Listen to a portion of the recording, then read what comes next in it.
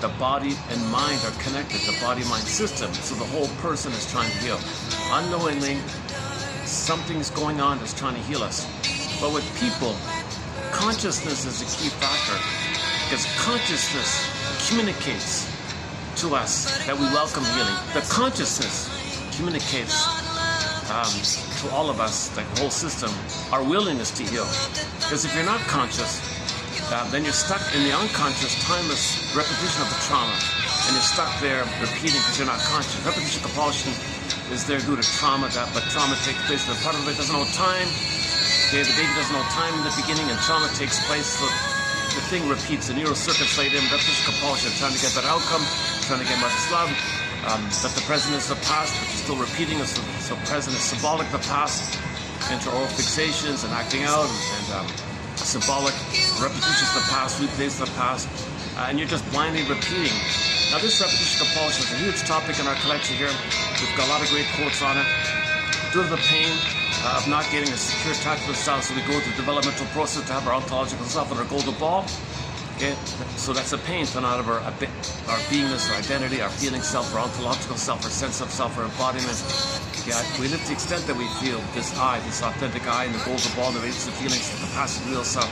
Trauma, that part of us, that major part of us gets stunted in its development. Yes, we develop in other ways, but our feeling self gets frozen. So we repeat the interaction that caused that, hoping to get a better outcome, hoping mother will change her mind, so to speak. But that's the thing. It's unconscious. But the memories lay down in the form of a neural circuit. Human connections lead to neural connections. Interpersonal leads to intrapsychic. Okay, so if there's a traumatic script laid down, hey, you're jinxed, you're cursed, the cards you're dealt, well, now you're wrestling with this, wrestling with fate, wrestling with destiny.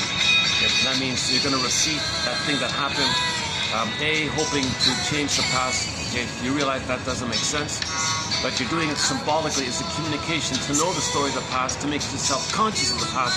When you're conscious, that communicates to the system that you want to heal. So consciousness expands your capacity to know the truth, which expands your capacity to feel. Now when you feel, that's feel it to heal it. When you feel it, this emotional knowing, the healing takes place with the feeling. But to get to the feeling, you gotta have consciousness. Psychoanalysis looks for an egg in a basket that's missing. So the basket is the consciousness, and the egg, like the new feeling coming, new potential, new life coming back to you, your budding beauty, emerging self. Okay, that comes back to you when you have the nest. The basket is the consciousness. You gotta have the consciousness, then the feelings come in.